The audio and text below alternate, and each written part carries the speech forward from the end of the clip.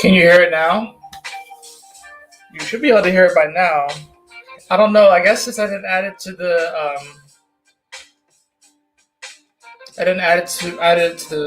stream, that's what probably happened. But you should be able to hear everything now. Should be good to go. Sweet.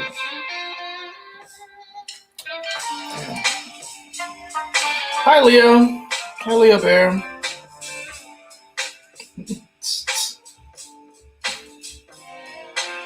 So after I make this video, I'm going to delete the video I made earlier today. So, because I really wanted to go live and talk about this.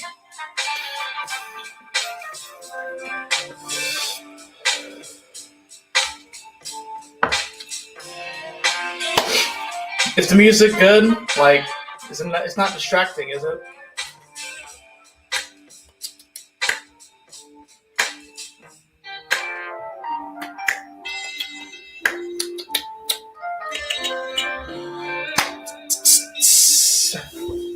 Guys, I miss you all so much. I have not gone live in too long. I don't know what's going on with me, man. I really... I should talk to you guys more often. I know we're all going through. I know 2020's been crazy. But a part of me is upset that I have not gone live more. Especially over like the past couple months. Like, it's just been less and less and less. And it's not like I don't have ideas for videos or what to do. It's just that, just like you, I am caught up in these energies. And there's no escape for anybody. So it's like, and it's not, it's not necessarily a bad thing. You can spin it however you want. But anyways, it's been crazy. Y'all give me 1 second. I'm going to go put my food up. So I just made some salmon, and I don't want to throw it into the fridge immediately because it's going to be my lunch for the next few days. Because your boy has a quote-unquote 9 to 5. Actually, I wouldn't really consider it a 9 to 5. It's a retail job, but I feel like it's more dealing with wellness and stuff like that. So you guys will probably hear me talk more about that on the channel going forward. I could make a separate channel all for that stuff, meaning CBD and stuff, but I'm not going to do that. So everything's just going to be on this channel, whether you get astrology stuff, whether I talk about CBD, whether I play video games on the channel, or whether I open Pokemon cards on the channel. You're going to just get everything right here. So I'm not going to make any separate channels, despite whatever content comes out of this channel. So, and I think that's kind of where I want to go towards anyways. I don't want to just be limiting myself and putting myself in a box. Because, it would be nice to just go to, like if I'm called Astro Phoenix. So, yeah, you would think that coming to my channel, you'd only get, like, astrology or, like tarot stuff. But I want to do many different kinds of things. And I probably should actually start doing that, many different kinds of content, not just putting it at, like, one little thing or, like, boxing myself off. So... But in any event, I'll be right back, and we're definitely going to get into these energies, and particularly Neptune squaring the nodes, and what in the world does that even mean? So I'll be right back.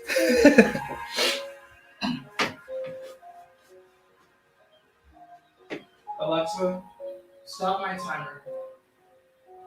There are no timers set. I thought there was one. No, it wasn't what you said.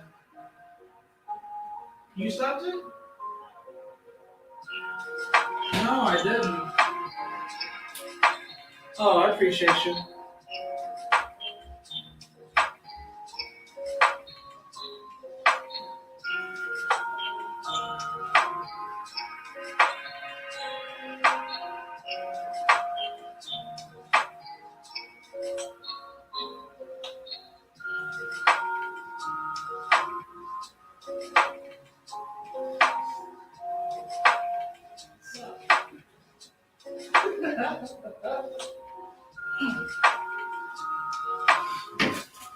All right, Leo, I guess you're going to hang out with me today.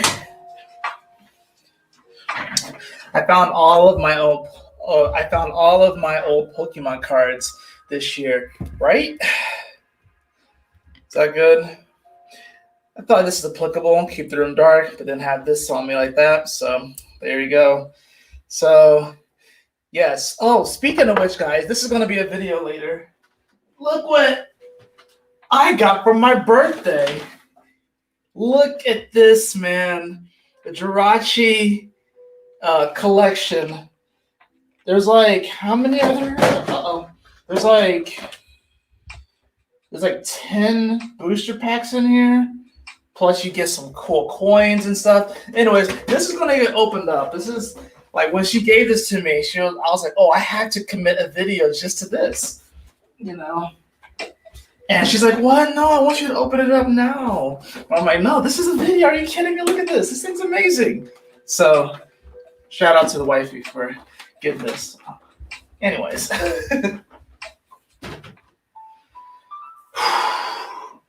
So let's talk about it, guys. What in the world is Neptune squaring the nodes?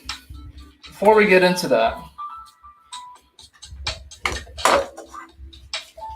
I'm gonna light up this cherry wine CBD.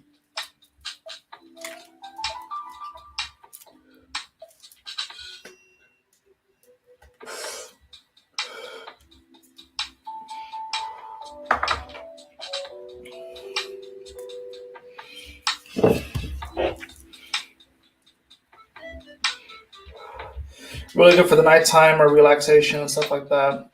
Now, whether I smoke this whole thing, I don't know. There's a decent amount of CBD in here. I think it's like, how much is this again? Yeah, it's 23.4% CBD, so that's actually a decent amount. I feel like this is kind of very good too, you know, considering the fact that the moon is in Pisces. We're talking about Neptune energy, so I like this vibe with the chill hop in the background.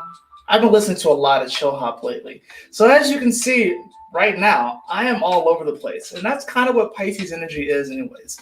But the moon is in Pisces, so I'm in my element. So for those of you who over the past day or so, day and a half, if those of you have found yourself just kind of bouncing all over the place, and there hasn't really been too much consistency, but everything's just sort of like a wild card, it's because the moon's in Pisces.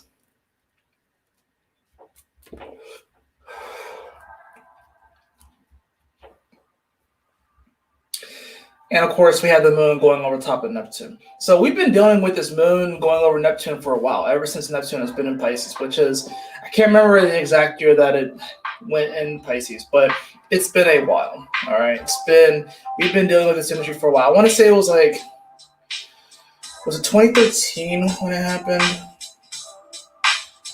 I want to say it was 2013 when Neptune moved into Pisces. Yeah, it was around that time. It was around 2013. Essentially 2012, the end of 2012 going into 2013 is when Neptune went into Pisces. So, I mean, literally, 2012, that was a major shift, of course.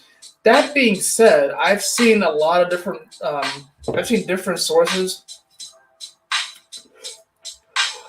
that's claiming that that 2020 is actually the real 2012 year, that the calendar is off. I don't know if it's the Ethiopian calendar, but I know there's some calendars that actually have this year as 2012, which makes sense, right?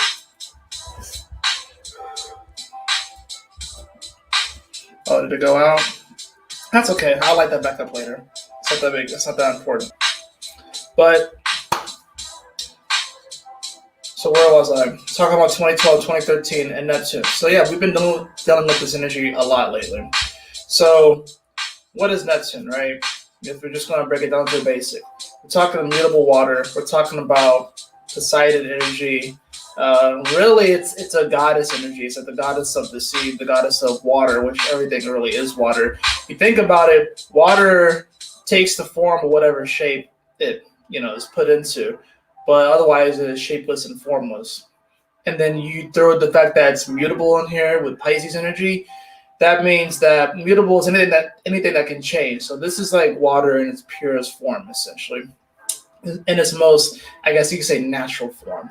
Whereas cardinal water, Cancer, will be about kind of directing emotion. So think of it almost like a river. So the water is still kind of shapeless and formless, but it's moving in one direction, right? Then you have Scorpio, which is ice. So or really, really deep water. So that's what's interesting about this Pisces energy, this Neptune energy, is that when it comes to, in many ways, things that deals with spirit, when it comes to the subconscious, because this is the natural 12th house, so it's the hidden zone, so it is the subconscious realm. When it comes to these energies, spirituality, the subconscious, these hidden realities, Pisces also rules prisons or prisms, I like to think. The reason being is that if the ascendant is like your mask, you know, there's like a part of you that's like trapped behind the mask, like your real face, like the real you is kind of trapped behind that mask, if you will. Because the mask, that first house is, you know, the persona, your personality, a mask. So we've been dealing with this 12th house energy since 2012, 2013, which is essentially the mask is coming off. The mask is coming off for each of us individually and for us as a collective. So there is this game that we all have been playing, and we all have been playing. So we all have had different roles in this game, using various personas. Many of you have probably found yourself playing roles. I mean, I can't think of anyone from 2012 that I can't think of anyone whose life isn't dramatically different from 2012. That where you were heading to, like the trajectory you're on before 2012 and after 2012, I can't think of a single person where their life hasn't really changed, like much. Like there's been dramatic shifts since then. It's because the masks have been coming off, and now we're getting more into our subconscious. So now we have been going through something called the squaring of the nodes. And the nodes are really important. The nodes of the moon, the north node and the south node, the head and tail of the dragon, if you will, right? So when you have that north node energy, this is sort of like, think of it as where you're trying to aim towards. Kind of like North Star kind of energy. It's where you want to aim in life. It's kind of, in many ways, it has a lot to do with your fate and stuff. It's kind of where you're kind of destined to head towards. But generally, when it comes to the North Node, is that you have to go through your South Node to understand it. Because you can't really know how to go north or how your magnet is going to turn north. You don't really know necessarily what direction that is until you know where the South Node is. So what happens is that when we have wherever the South Node is in your chart, that rules the gifts that you were born with coming into this life. The North Node are these gifts and these experiences that are going to be developed as you go throughout life.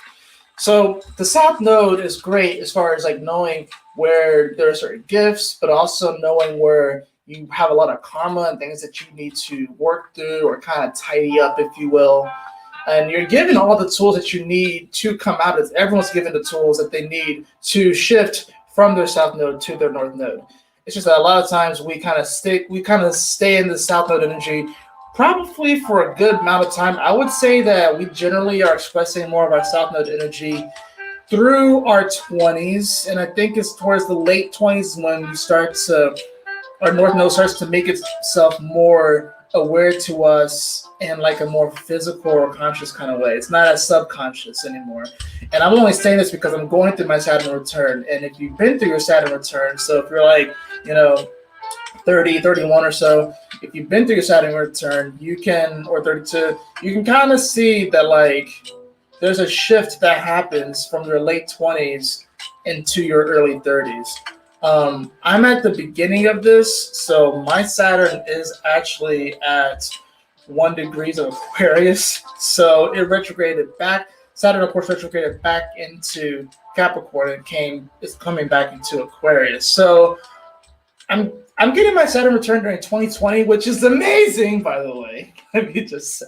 It's amazing, by the way, let me just say. But like I said, the South Node is kind of like these gifts that we bring in, and the North Node is like kind of where we're heading towards, right? So We typically are expressing more of the South Node energy the first part of our life. Some people may express their North Node energy. It kind of also depends upon what's hitting those planets and those aspects.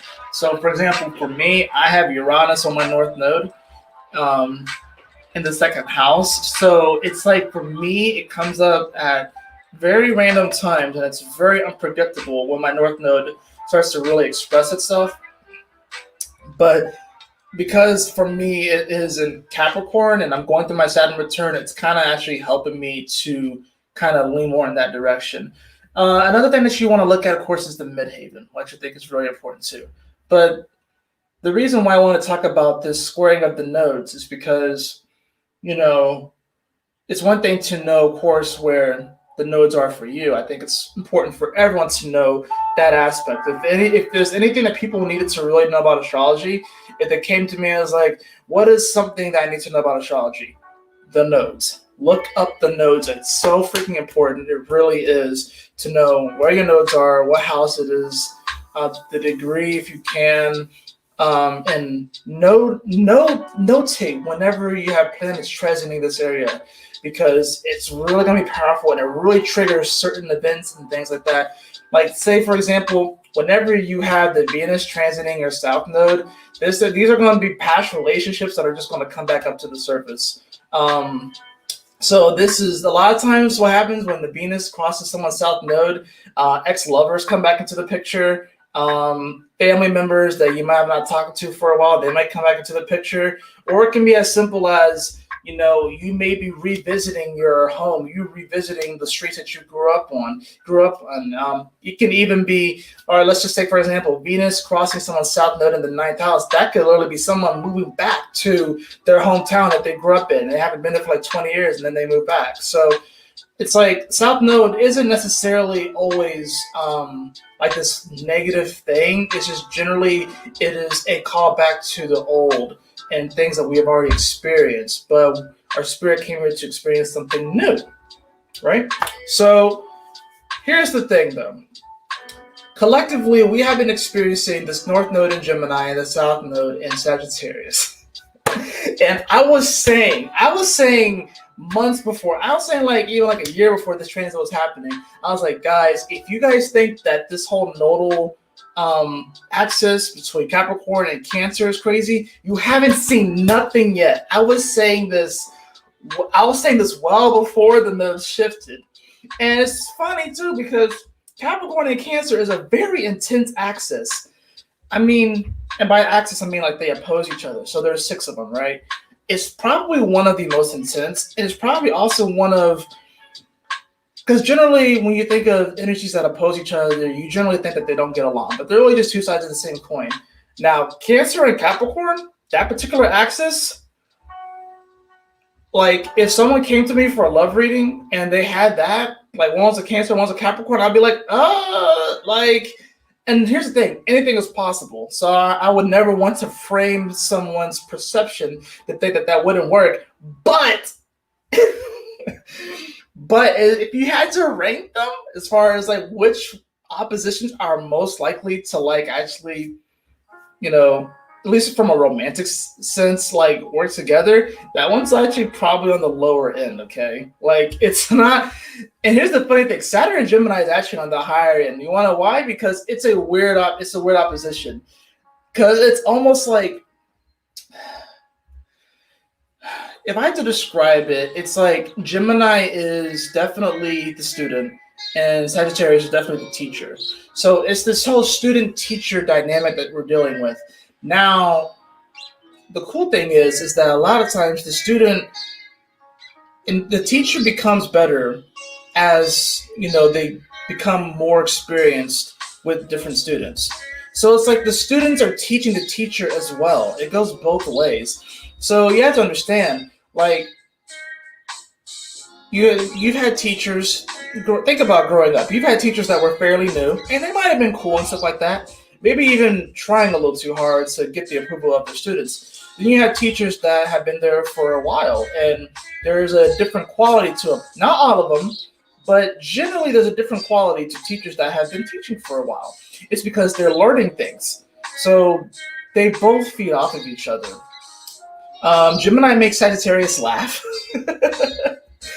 Sagittarius is able to understand Gemini's interesting energy too. So out of the oppositions, it's one of the it's almost sort of like they're laughing at everyone.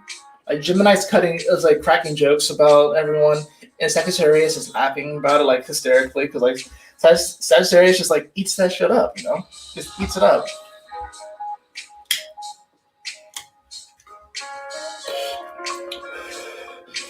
Oh, from Texas.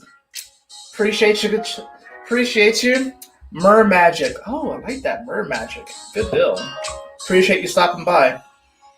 So, yes, North Node in Gemini. What is this? This is the universe wanting us to get back to the familiar, in a sense. And by the familiar, I mean what's really in your local surroundings. Because here's the thing. Gemini rules the neighborhood and like kind of like the community. Cancer rules what's familiar.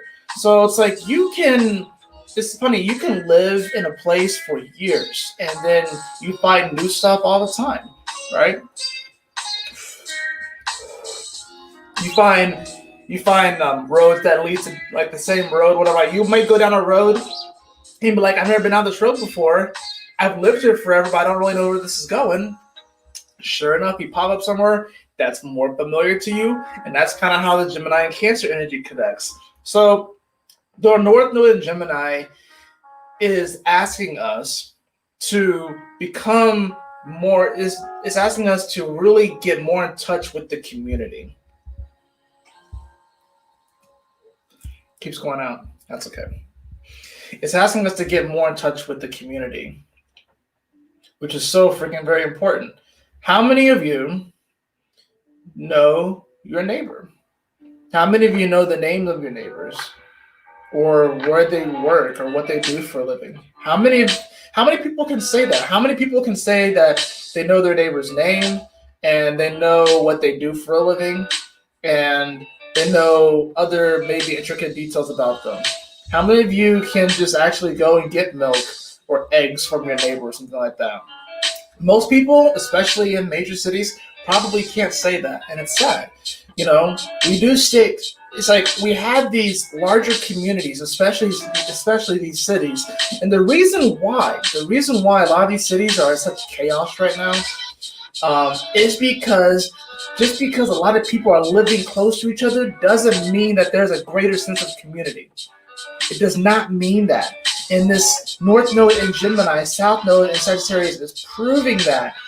It's proving that. Because you would think that having more of those people together might make for a more powerful community.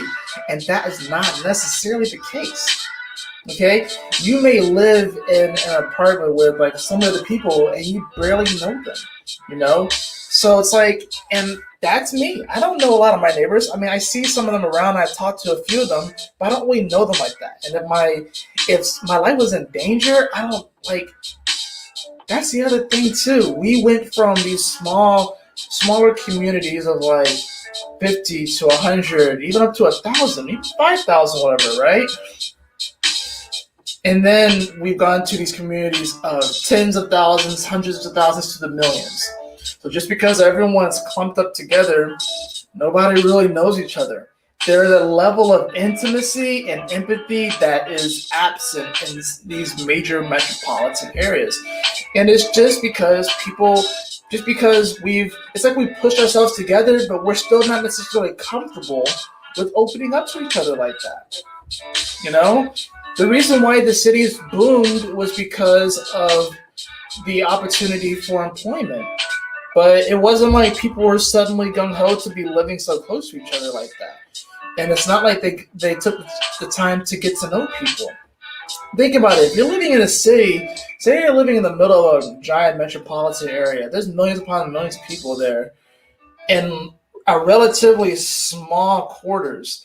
Like, it can be a bit overwhelming. If you really think about it, it can be a bit overwhelming, especially if you're an empath, because you can feel people's emotions and stuff. But outside of that, you don't really know people like that. And that's such a large sample size that really What's cool about the city is that anything is really possible. Like you see like some crazy things that happen in the city and stuff. But at the same time, there is a level of intimacy that cities don't carry with them, which is why a lot of times people like to escape to the country. People like to escape to these areas where there's not as many people. But why they're doing that? Because it's actually more homely. Their soul actually likes that more.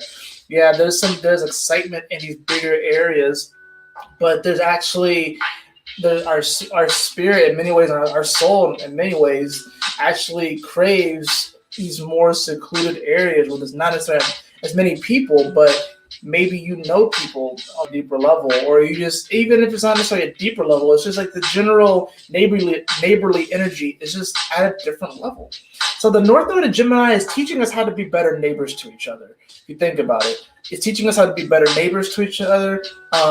Gemini is sibling energy as well, so it's teaching us how to, be better brothers and sisters to each other. You've noticed that there's been this uptick of the environment and wanting to clean up the environment. You have that going on.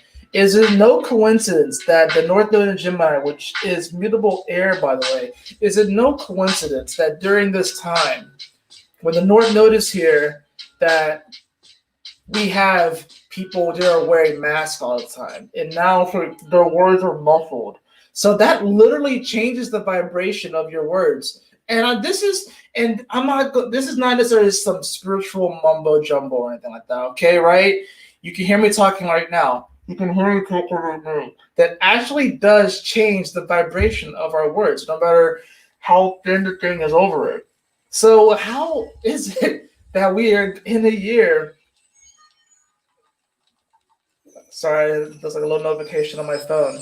Where this North Node of Gemini, which is wanting us to deepen our connection to other people and deepen this sort of the magic in our words, because mutable air. Think about it. This is spells. This is spelling. This is witchcraft and wizardry in a sense, to where your words have meaning and they have spells, and context is freaking important, especially when it comes to the axis of perception and mutable signs. How funny is it that we are living in a year where their censorship is at an all-time high, right? People are wearing masks. You can't even see people smile, which sucks. I am a smiler. You gotta understand, there's a lot of anxiety that I deal with and shit.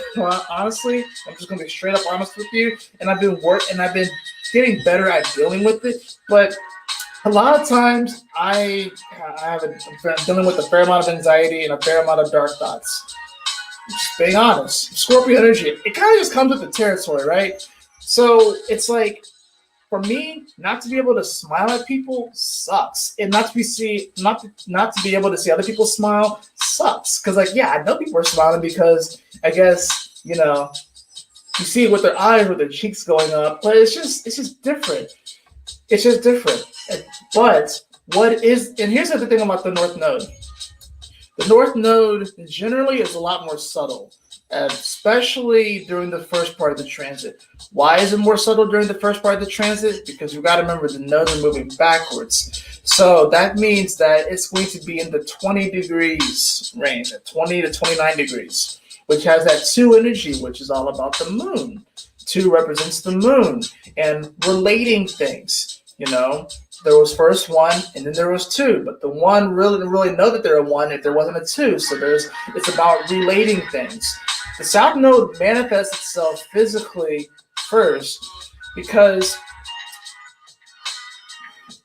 it manifests itself first because it's like I said, it's what we're most familiar with, right? So what's manifesting itself right now with the South Node in Sagittarius? Sagittarius is all about beliefs, right? It's about beliefs. It's about the adventure. How interesting is it that the South Node in Sagittarius, and no one's really able to travel that well? Sagittarius is all about travel, and travel's pretty much got shut down during this time frame. That's no coincidence, right? Belief structure. A lot of people's beliefs, be it spiritual, political, especially political, because we have to understand that here's the funny thing about politics. They are beliefs. They are beliefs. There are certain groups of people that believe that society should be governed in this way, and some that believe that should be governed in that way. There are pros and cons to all of these different systems. Okay, they're not playing like that might trigger some people. Okay, I even got a little bit triggered as I said that, right? But there's technically no right or wrong, okay, when it comes to that sort of thing. So we got to understand that political beliefs are beliefs too. With the South Node there, what has been shown this year? Everyone is just throwing around their political beliefs and their spiritual beliefs in many ways, just throwing them around, and certain beliefs are being suppressed. As we can see that certain beliefs are being suppressed, information is being suppressed, knowledge is being suppressed.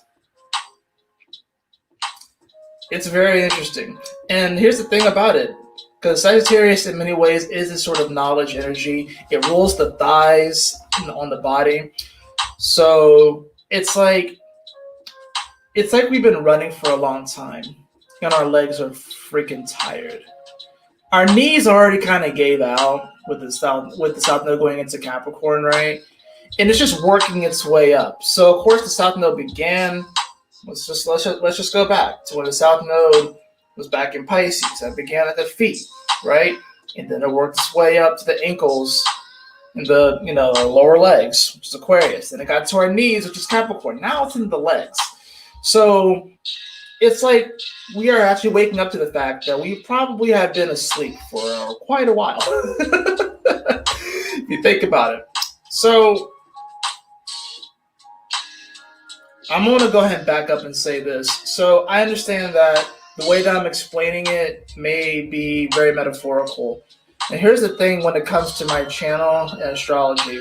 I do want to make some videos that are a little bit more basic as far as like just giving people general definitions of what things mean. But I also know that I perform my best and I just feel more in flow when I'm just speaking at astrology from a different angle than just giving you like the cookie cutter.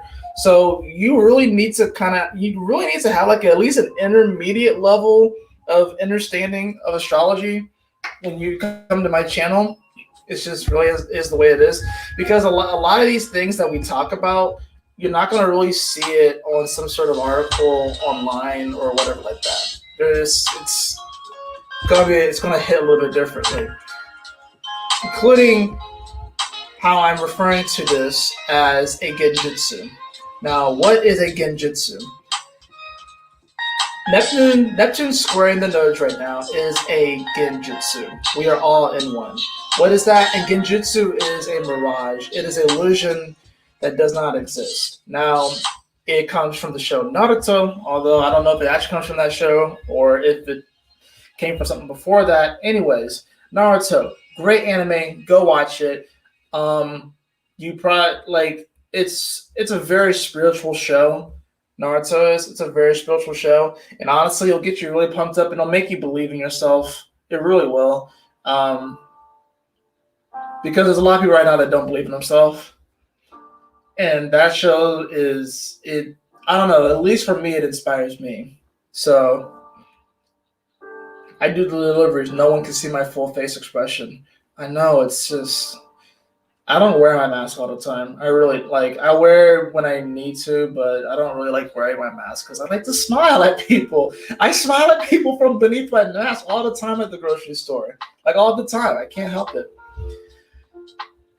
So, as I said, we are in a collective Genjitsu. If you watch Naruto or even you just look it up, even look up like some videos of it, you'll see what I'm talking about. It's an illusion. So it's not really real. It doesn't exist. It's one of the three types of jutsus that are used in Naruto. Genjitsu, which is dealing with mind tricks, essentially. Taijutsu, which is dealing with physical.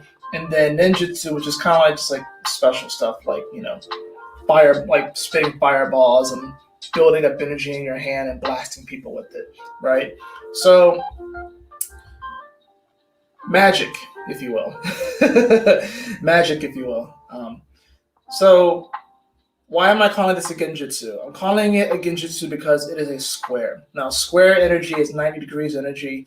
It's considered to be a challenging aspect But the great thing about challenges is that generally you get the most experience with challenges. All right, so say for example, and I use these metaphors all the time. Say you're a Pokemon master, okay, or a Pokemon trainer. Say you're just playing the game, right? You have a level 10 Pikachu, right? And you're going to gain more experience if you take down a level 15 Pokemon versus a level 5 Pokemon. You're going to gain more experience. That's kind of what the square is. It's challenging. You're going up against something that's going to give you more experience points. Now, yes, there's a higher potential for you to lose or to perceive a negative result, you know, but generally they give you more experience. That's not to say that you do not get great experience points from sextiles or trines, but generally the squares, you know, those challenges, look at any chart that has a lot of squares in it. These are individuals that probably had somewhat challenging childhoods, but a lot of times they overcome it, they become very successful. I don't have a lot of squares in my chart. Like I have some squares, but I don't have like a lot of squares, which is why I feel like sometimes I take things for granted because I like create issues for myself that I have to overcome and shit. So Neptune square the nodes is the definition of a Genjitsu. Why? Because you have Neptune, which is immutable water, so your perception is like constantly changing anyways, and it's the shapeless and formless, so in many ways it can be, you know, spirits, the unseen realms, the subtle realms, squaring the nodes. South node is Sagittarius. So what is that? That is these previous beliefs that we had, previous beliefs that we hold. It's not necessarily new beliefs, they are previous beliefs, and they're being challenged right now. And we have the North Node in Gemini, community, knowing how powerful our words are, becoming the magician, becoming the magi, you know, and tarot, the four elements, becoming the avatar. The extremities of our body, our hands, our feet, the extremities, okay, the peripherals, that is Gemini energy. So we have the North Node here, which means that we're learning all of this sort of stuff. In many ways, it's kind of like puppet master kind of energy if you think about it. And what's happening is that we're all waking up to the reality that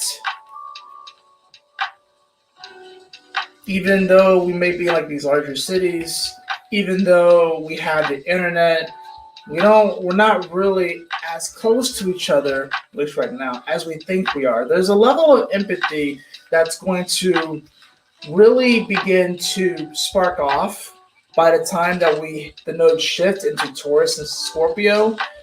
South node of Scorpio is going to be nuts. Fortunately, we have the North node in Taurus to ground that shit. And here's the other thing too. North Node in Taurus is going to be manifesting everything that we have gone through. It's going to be a lot of things are going to manifest when the North Node shifts into Taurus based off of what's happened over the last 18 years. I think I want to say that's what it is. It's like 18 years or so, where the nodes make a full transition. So, and let me just look that up just to make sure. So I'm not like, obviously bullshitting or anything. But I want to say it's like 18 years. So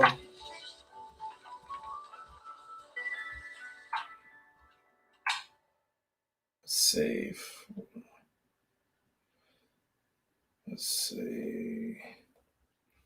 It's about, let's see. For them to come back to the same spot. Well, let's see. That'll be 2002, right? Around 2002, 2001. Yeah, I mean, that's about right. 2002, 2001. Yeah, so every about 18 years or so. So, yeah, the last time that the North Node was in Gemini was,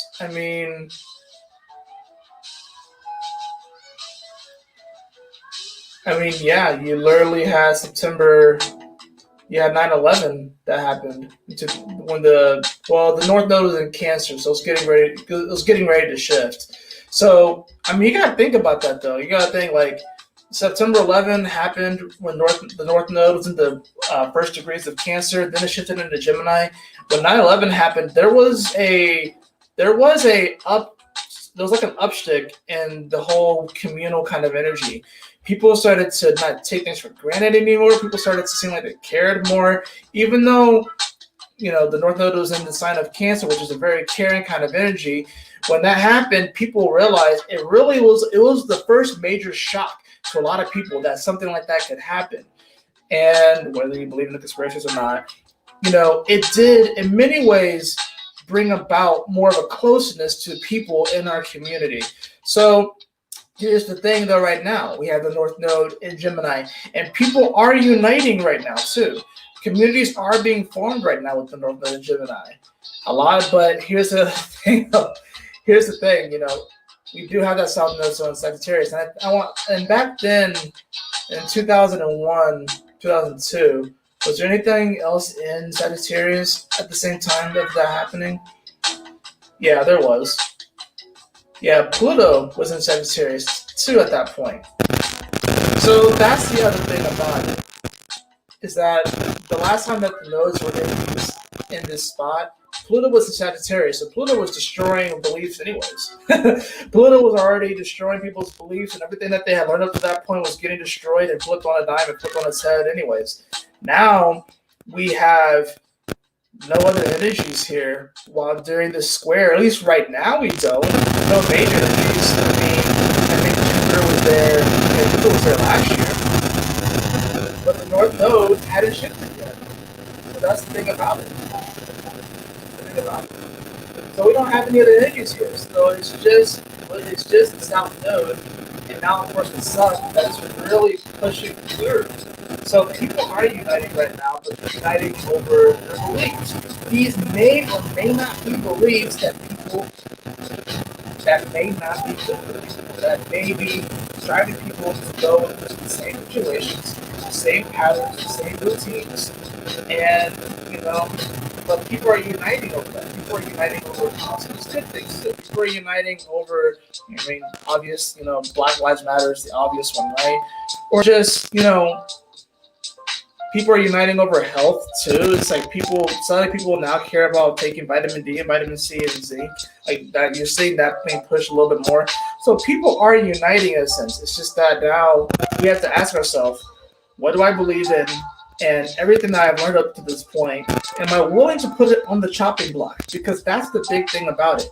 When it comes to learning and progressing, you got to be willing to put things on the chopping block. Another reference to Pokemon, because I'm telling you, it's so good. In the games, when you have a Pokemon and it's leveling up, you have to get rid of some of your old moves in order to get stronger moves. You may get rid of a move that works, that was your best move before. So for example,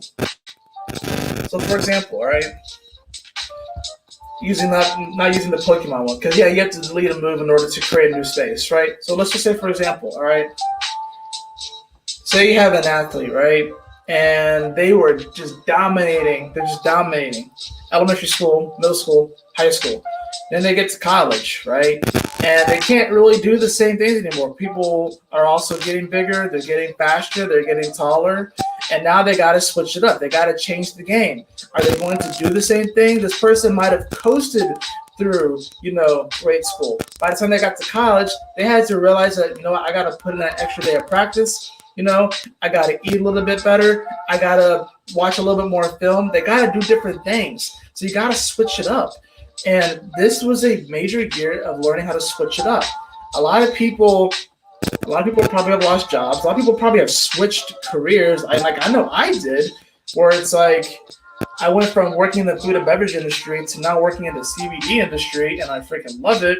And even this whole astrological thing and making the videos and stuff like that, I was actually convinced, and I have no issue saying it here, and I'm still open to do readings. If you want to get a reading from yours truly, I am definitely still open to doing that. You can shoot me an email, or I think my website's still actually open, but I might actually take down my website soon. Who knows? But I thought I was going to. I thought for sure that I was going to make my living doing astrology, making videos, and doing readings for people. I think it's a part of it, but going into this industry has actually switched my perception, and just like aspects of myself that are coming up, aspects of myself that I'm learning about. I'm really happy as far as like that goes. So, and I had to like be okay with actually thoroughly enjoying my job. Like there are aspects, of course, that aren't the greatest. Like this any job, but to thoroughly enjoy my job is something I have not been able to say up to this point, and it's a weird feeling. It's something I've been having to deal with this year, and also the whole, maybe at least for right now, it's not in my destiny or fate, whatever, to make a living doing astrology readings. I love astrology and I would love to do them and help people with that too, but it's not in the cards right now, at least for it to be like my main source of income. It just is what it is, For some people it is, for some people it isn't. That doesn't mean I shouldn't necessarily make any more videos and stuff like that, but it's something I had to come to terms with. That was literally a serious battle that I had at the beginning of this job that I've had. Like, one is like, man, like, it's crazy. It's just so crazy. So we're having to learn new moves. We're having to switch it up. We're having to switch up our way that we approach things, the way that we perceive things. But it's hard to, because we have Neptune squaring the nodes. It has everyone caught up in a Genjitsu. So essentially, it's kind of like we're going for something. So think about like you're going for a goal or whatever like that, and literally everything just kind of flips and just looks different. It's sort of like it's mind bending. Okay, guys, it's mind bending. I'm trying to give you guys like an example. All right, let's just say that you're walking down the street right now. Okay, say that you're walking down the street. Suddenly the sky turns purple, and suddenly a cat steps up on its hind legs and starts talking to you about stuff. Like that's a Genjitsu. It's weird shit. There's weird stuff that you would think that would be only in a dream, and it's stuff like that, right? Or you're walking down the street and suddenly a giant tree sprouts from the road in front of you, and then like vines reach out from the tree and like grab you or something like that. That's a Genjitsu. It's weird shit like that.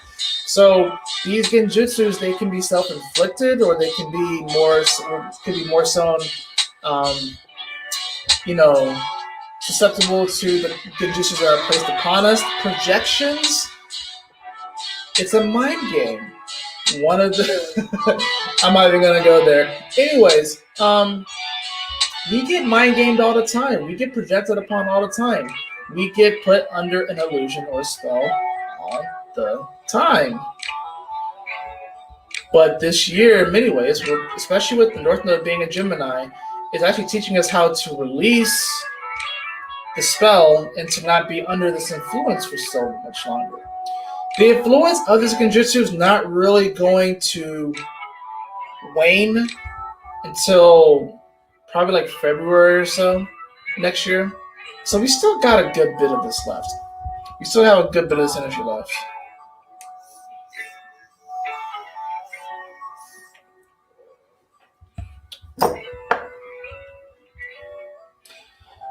So, how do you release the Genjitsu? All right.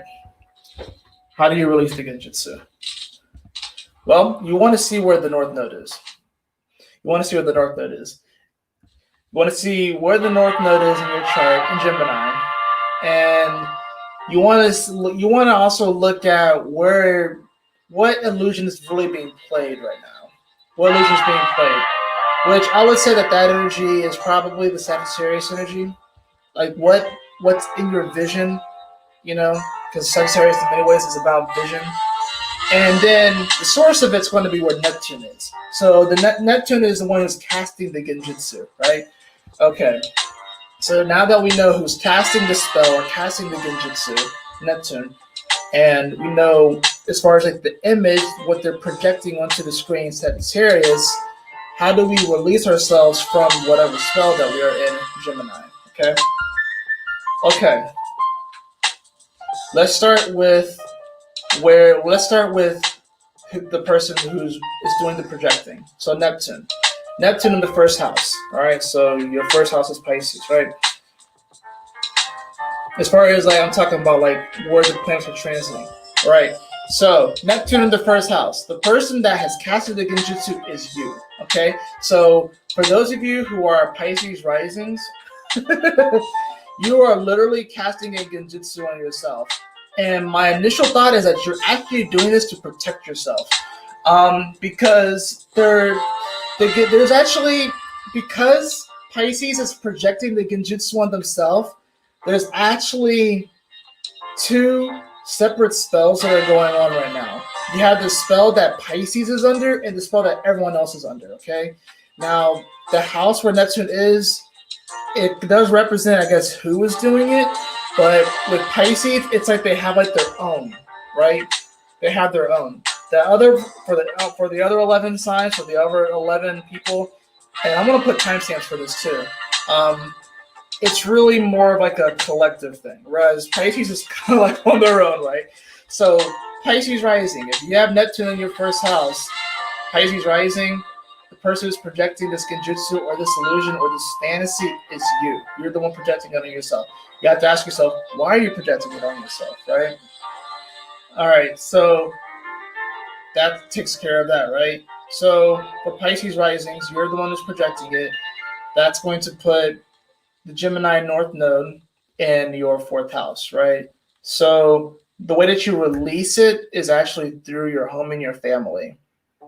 The way that you release the Genjitsu is in many ways through your home and your family and getting more in touch with your inner child.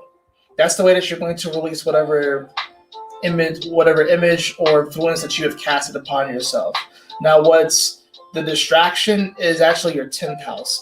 The distraction for the Pisces Risings, Sagittarius, the 10th house, with the the South Node being in the 10th house, is your beliefs around career and your beliefs around that trajectory. So a lot of Pisces Risings, you may find yourself working in careers and jobs that are just not in line with what you really want to do right now, and your inner child can really be crying out to you, but you're projecting this sort of Genjitsu in yourself because what society has said is good, you're like really kind of attaching yourself to it really hard in the beliefs of society, especially when it comes to career. So you may feel like you need to have, the big job, the big, like the money, the cars, whatever like that. And that may not work for you, but the vice versa may be true. You may be a really spiritual person, Pisces Rising, and you may have heard with the New Age circles that less is more, and that you don't necessarily need the big house or the nice cars and the nice stuff. But maybe you actually do. And maybe your inner child really wants that. Maybe you really want that. Maybe your spirit really wants to experience that. So you have to really be honest with this stuff. It's not just one way. It's not just like, oh, the whole Pisces energy, maybe you don't necessarily want to be as materialistic. No, maybe for you, yeah, and this is when it comes down to the individual, maybe you want to be a little materialistic. And you're fighting that belief because you may be involved in New Age circles where if you make however much money, or if you have like a really big house or really nice cars, it's like you're looked down upon or something like that. So you gotta be honest with yourself. So you have Neptune in the first house. You have Neptune on your ascendant. You are the one casting this Genjitsu. The way to release it is to get in touch with your inner child, fourth house, North Node Gemini, and the illusion itself, in many ways, like I said, is Sagittarius. The vision itself is Sagittarius. No, South Node Sagittarius, 10th house. All right, let's move on. Say you have Neptune in the second house. Okay, so that's going to make you an Aquarius rising. So the person or where the source of the Genjitsu that's being cast on is dealing with your second house energy. So value, money. So you may be under an illusion, or maybe money could be projecting something onto you, or this in general second house energy. Okay, so this can be, and when I say the caster of this Genjitsu, it's like we're doing it to each other, in a sense. So it's really more like a collective thing. But for those of you who are Aquarius Rising, so Neptune is in your second house. This is coming at you from a second house source. So value, money, in many ways it can deal with the toroidal field because Taurus is a toroidal field, so it's dealing with any of that kind of energy. It's also dealing with manifestation. So let me turn this down. Some of you guys who are Aquarius rising, you might have watched the law of attraction like 3 years ago, and you still haven't figured out the law of attraction. And the reason why you haven't figured out the law of attraction is because that concept of the law of attraction has been projected onto you. And while there are elements of it that is true, you haven't necessarily figured out a way for it to become congruent with your life and who you really are and your sense of worth and value. That's the thing about it. So Aquarius risings right now are having a bit of a difficult time believing in themselves and believing that they are worth it. Now, the Gemini energy, this puts it in your 5th house, right? So the way that you release it, it's funny, I'm telling you how to release the Genjitsu before I tell you what the image actually is. So the way that you release it is the 5th house. So this has to do with the heart and passion.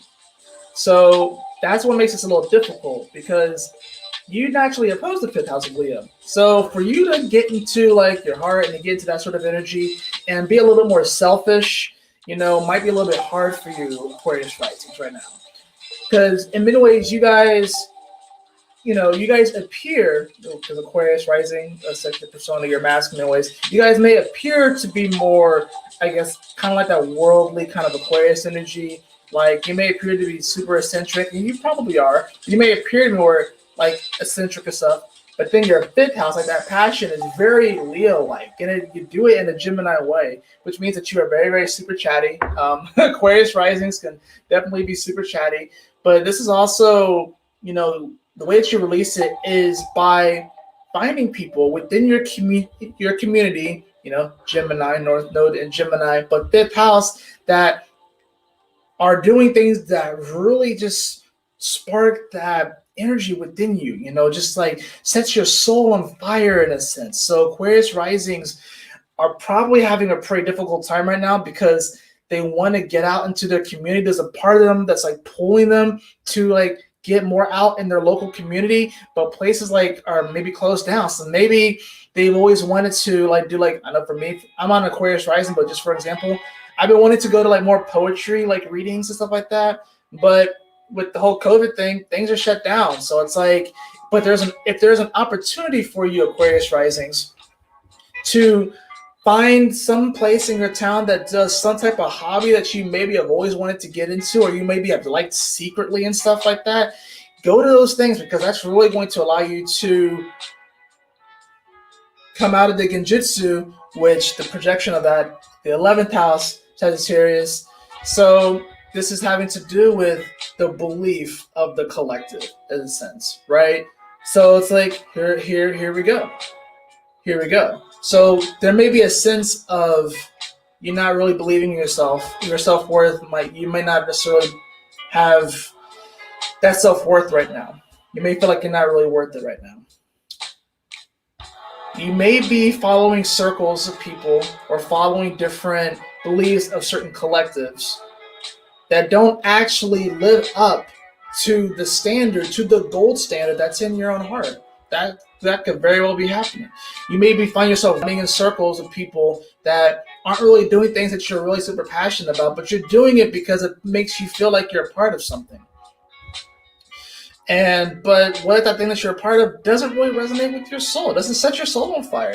So this is, like I said, you may be fantasizing about being a part of a collective. Some of you Aquarius risings may be just like really into the internet right now. You really need to get out into your local community and actually go to that, poetry night, go to that game night. If you like tabletop games and like Dungeons and Dragons and stuff like that, but a lot of people at your work or job think that you're a nerd for doing it, or people that you grew up that you were a nerd, but you've always wanted to do it and try it.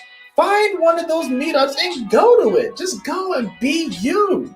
Be unapologetically you. If there's anything I can say to Aquarius risings, the way that you release yourself from the influence of this Genjitsu is to be unapologetically yourself.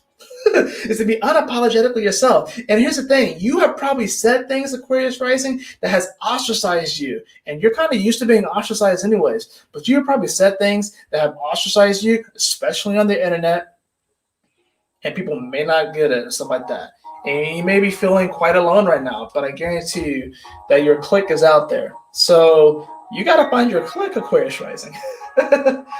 All right, so if you have Neptune in the third house, meaning that you are a Capricorn rising, what is going on here?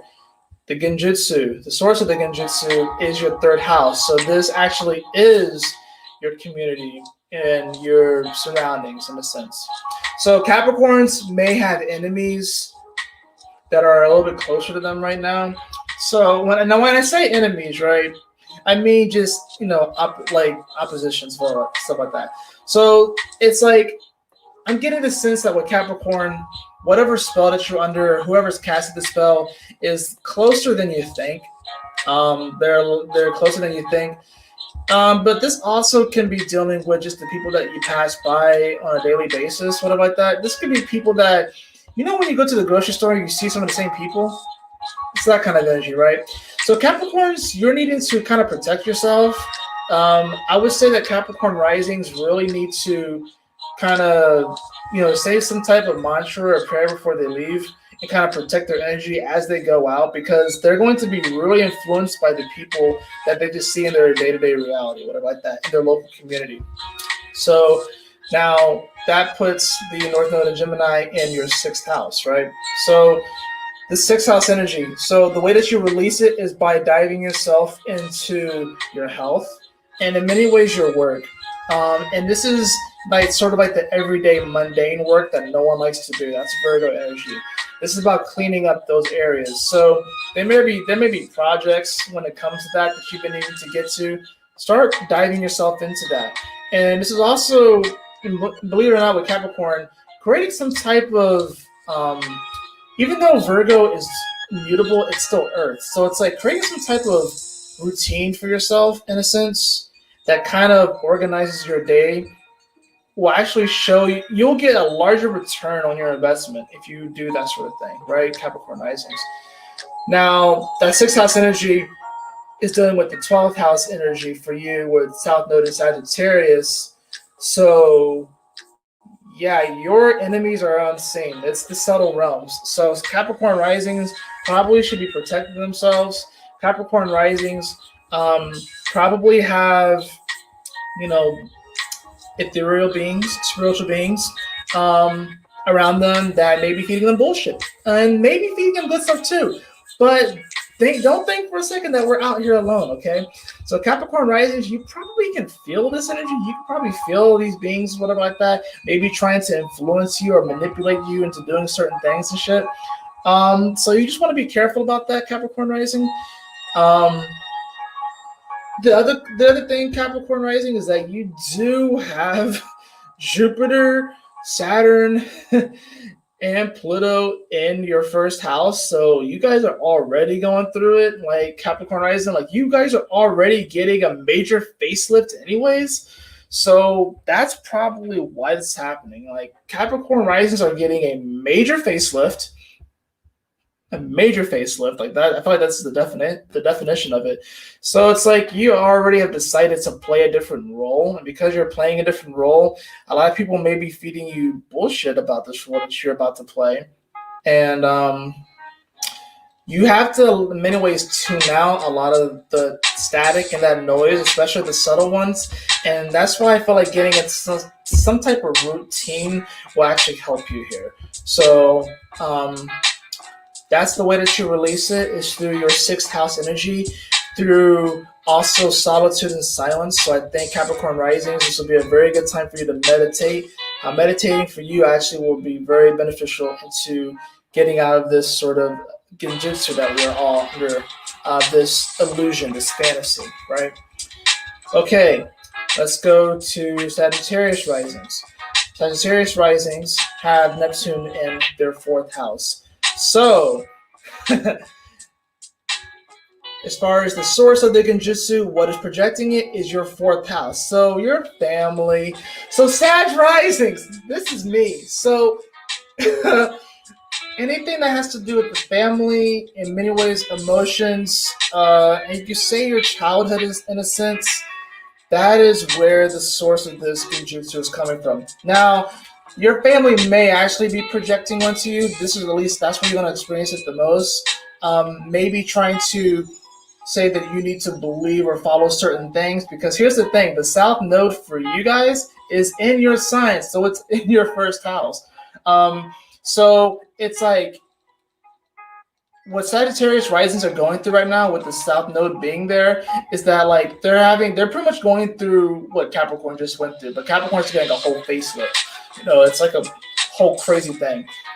Sag Risings are dealing with this sort of their persona is definitely going through a shift, but it's like they're putting on a bunch of masks that they put on before, and they're trying to see if any of them still fit. Okay, so it's like going through it's like Sagittarius is going through their closet right now, and they're looking at a bunch of shirts that they used to really love, and they're putting them on, and they're trying to see if they can still fit into them, and they probably can't fit into most of them, and that's me for sure. Like, so it's an interesting position to be in, because it's interesting. Like, the illusion itself is you. Like, you are the illusion in many ways. It's the first house. Like, the illusion is whatever mask that you are wearing. Whatever persona, whatever character that you are playing, that is in many ways like the image itself. Now, how do you get out of the Genjitsu is through North Node and Gemini, so it's your 7th house. So it's relationships. Now, this can be romantic relationships, friends, colleagues, parents, but I'm definitely getting romantic more so. But for those of you who are Sag Risings that aren't in a romantic relationship, this could actually, you may experience past people coming back into your life. It's an interesting one with the Sag Rising, because the Neptune in the 4th house, it hits home, literally. So it's like, it's tough, because in many ways what Sag Rising is going through is that everything that they learned up to this point is like, there's a part of them that feels like it's a lie, and they feel like it's almost like they feel just like lied to in many ways, and it can be very upsetting. I'm going through this right now. It can be very upsetting, and it's like they feel like they have to. It's like they're trying on a bunch of. It's like, no way. Like, are you saying that everything that I learned up to this point, like, didn't mean anything? So like they're putting on masks and they're putting on other shirts and trying to figure out why things don't fit anymore. It's because you've grown, you've evolved, you're moving forward. And the people that you have met in your life, that North Node and Gemini, have helped to shift and morph you and influence you and so forth. So the way that Sag Risings get out of this Genjitsu, the way that they release it, is through 7th house energy. Relationships. So relationships are important. Making sure that you take care of your relationships. Making sure that you take the time to nurture your relationships. It's like a plant. You can't just plant it and expect it to give you something. You got to give it water. You got to give it heat, energy, love, attention. So all these relationships. These are things that I have to learn about, guys. And we still have this energy for a while too. This nodal axis. But it's going to be very important for us to really foster those relationships. Sag Risings this year with this whole Neptune square, it's probably been really difficult, because it's like they're realizing, first of all, what relationships weren't as strong as they thought they might have been, and it's really sucks because it's throwing them for a loop, and you're wondering. And a lot of these relationships are with family members too, where they aren't exactly what they thought they were and stuff like that. And it can be difficult to deal with. So it's like, that's why, and it's especially with extended family members. So people that you didn't necessarily grow up with. Okay, North Node and Gemini, these are people that you did grow up with and that are in your community and stuff like that. So, I won't necessarily know if the Genjitsu is coming from that angle. Of course, everyone is dealing with this energy with different aspects and different planets conjuncting and all that stuff.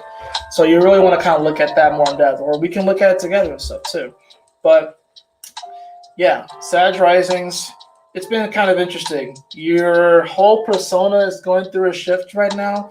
Um, it's like it's hard for, and it can be a little hard for Sag Risings to believe in this stuff right now too, because Sag energy is normally a very jovial energy. It's the holidays anyways, but with the South Node there, it kind of puts a little dampen on things. So it's like a lot of old beliefs that Sag has had about themselves are coming up to the surface, and now we're trying to see if these things really hold, I guess, any weight or value. And maybe if they hold weight, they might be weighing us back.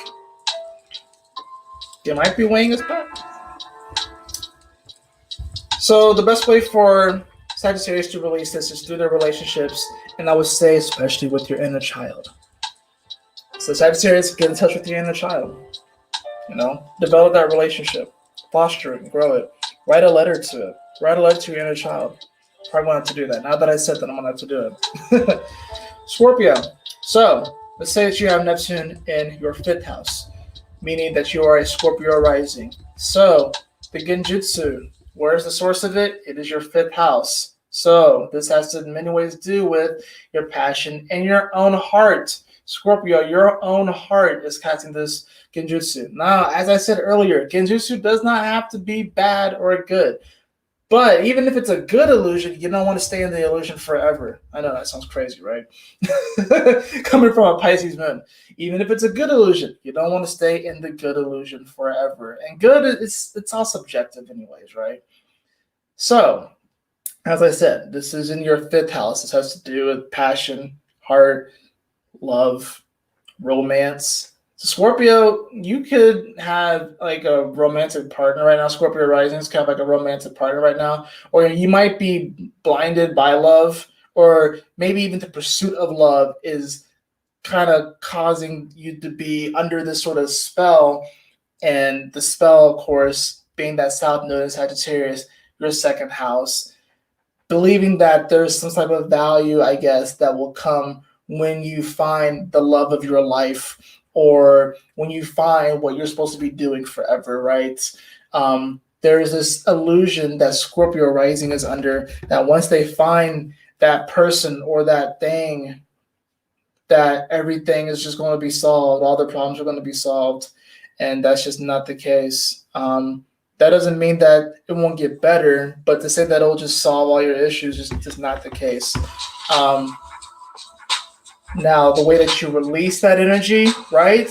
You got to go to the 8th house energy of the North Node in Gemini. So that's kind of where the interesting thing is, because you naturally roll the 8th house, but you got to do it with the North Node in Gemini. So what is that? Ooh, you're going to have some deep conversations with some people. Scorpio, you're going to have some deep conversations with some people and some deep conversations with yourself, because Gemini energy, this is conversation, right? But 8th house is very deep. It's very intense. It's very emotional. So Scorpio risings, you guys have probably cried a lot this year. You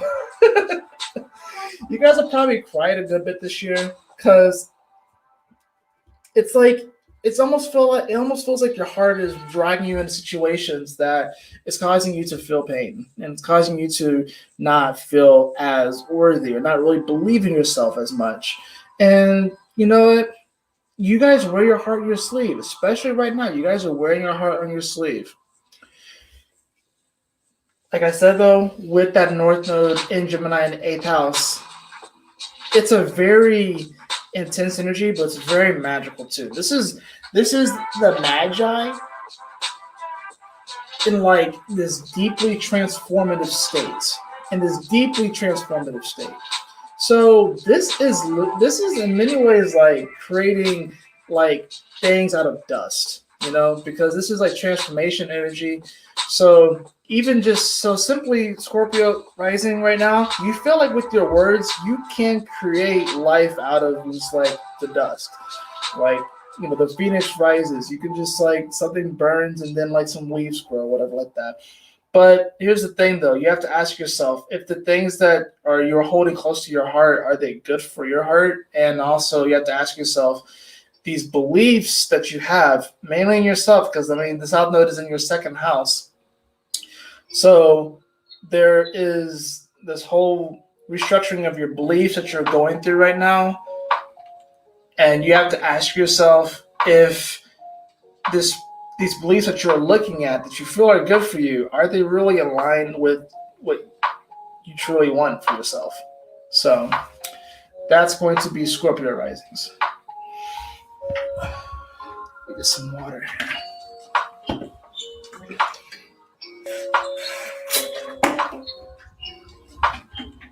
All right, so now where are we at?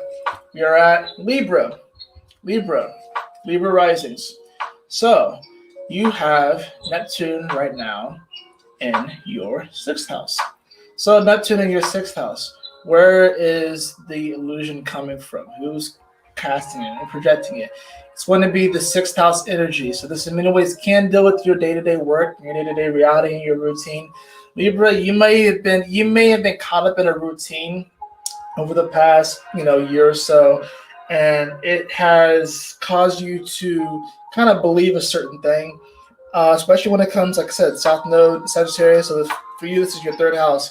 You have been caught up in a routine that has caused you to believe a certain thing about your close proximity and where you are.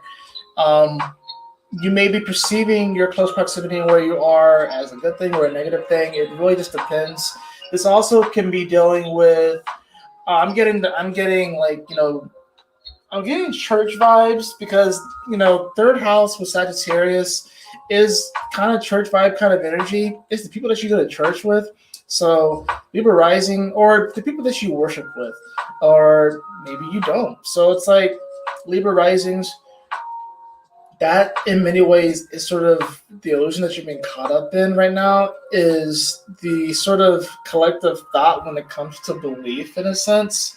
So it's that's a tough one to break. Now, how do you break it? With the 9th house in Gemini. So 9th house north of Gemini. So the way that you break it is by expressing your truth in a way that is pretty much unabashedly you, like just unapologetically you. I mean, the 9th house is very blunt. It's very here's the thing though. I feel like Libras right now are trying to hit their mark, but they have a bunch of people in their ear trying to tell them how to aim the arrow and where to point to, and then they keep shaking, and then they release and it doesn't hit their mark. That's what Libra risings are kind of going through right now. And a lot of it has to do with, things in their day-to-day reality. At least that's where the illusion is coming from, is your day-to-day reality. So you have to ask yourself, the people that I associate with, especially people that I may worship with or may have similar spiritual beliefs with, is this good for me? Is it really working out for me? Do I need to change where I live? A lot of Libra rising might have actually moved over the past year or so, just to actually get more connected with. Maybe they didn't feel connected with, where they were previously living, and they moved somewhere else, and then the whole world opened up for them. So it's like moving into a community and almost becoming like a part of that community. Becoming like a pillar of that community. That's North Node Gemini 9th house. I'm getting Naruto vibes, and it's funny because Naruto's a Libra.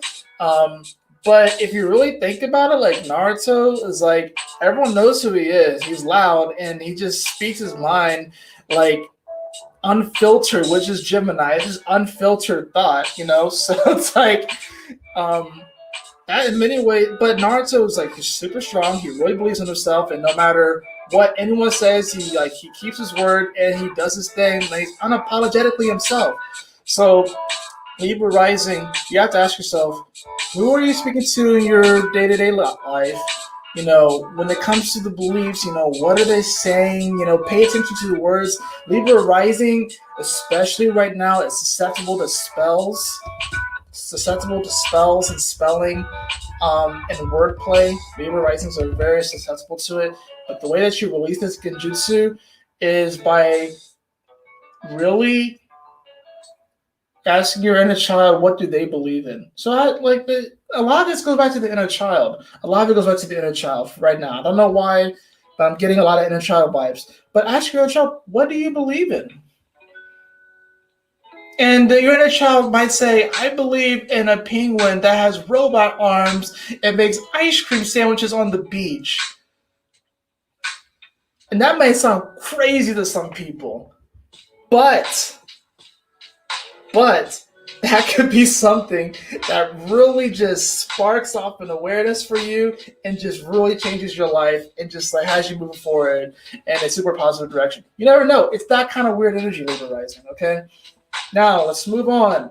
Virgo Rising. So Neptune is opposed you right now. It's in your 7th house. So Virgo Risings, guess what? That's right, your partner. Your close one-on-one relationships. That is where the Genjitsu is primarily coming through. And like when I'm saying Genjitsu, this is mostly a subconscious thing. It can be subconscious. So for some of you, your partner may be projecting onto you, Virgo Rising. They may be trying to cast a certain image. What image are they casting? That's going to be the South Node in Sagittarius, right, for you. So that's what your 4th house. Yeah, it's your 4th house. So Virgo Rising, you might find yourself being projected on by a partner about what an ideal home life might look like. Or maybe they may be taking their past, in a way, they may be taking their past home life and projecting it onto you. And maybe trying to liken you to people that they grew up with. And there may be some similarities, but it may not necessarily be the same. They may be saying things like, oh, you're just like my dad, blah, blah, blah, blah, blah, whatever like that. Daddy issues. And they may project their daddy issues onto you.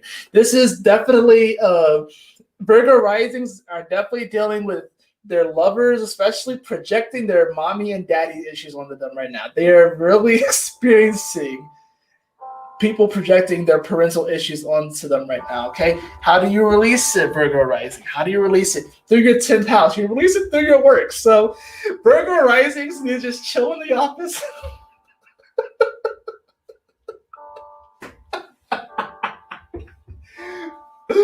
Virgo Rising, you need to just get a home office and chill. So the moment where your significant other is like casting their bullshit onto you about stuff that has nothing to do with you, just like put up the hand and just go into your office and just work.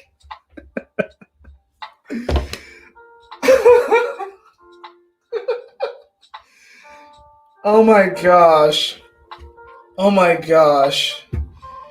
Virgo Rising, the universe just wants you to work right now. The universe wants you to work. And here's the thing too. I mean, your partner's probably doing it unconsciously too. But it could be a good thing too. Your partner might be projecting a whole belief of a home life onto you that you may actually really enjoy it. You may be actually resisting it or something like that. Or, it could be...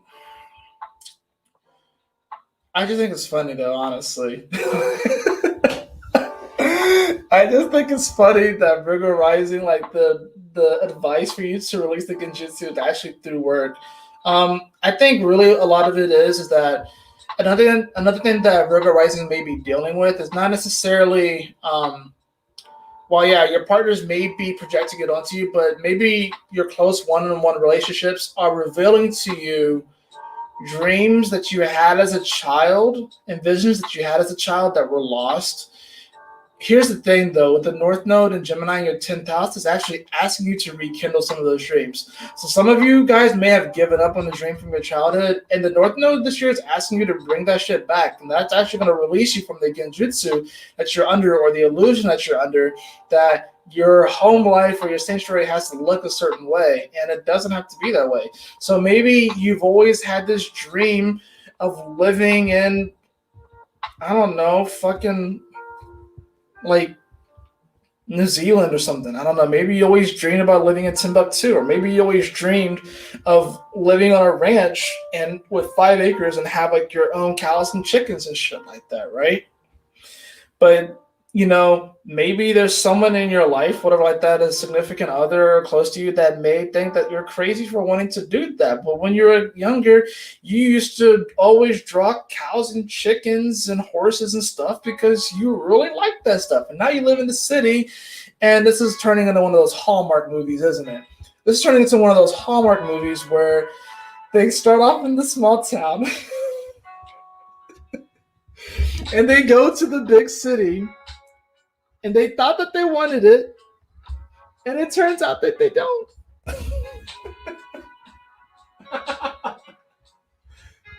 Oh, I'm sorry, Virgo Rising. I'm sorry. I'm just having too much fun with yours.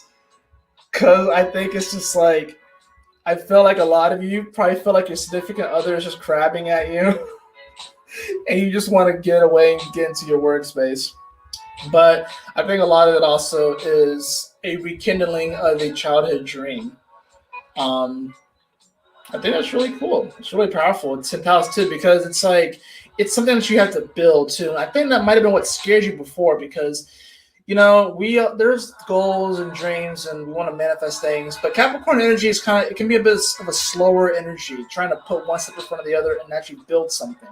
So you might have had a dream when you were younger, and people might have told you that you were crazy for having that dream, and you gave up on it because you realized, yeah, that is kind of a big undertaking. But now you're never going to be any less ready, so you might as well go for it. All right. Matador, how are you doing, brother? Thank you so much for joining.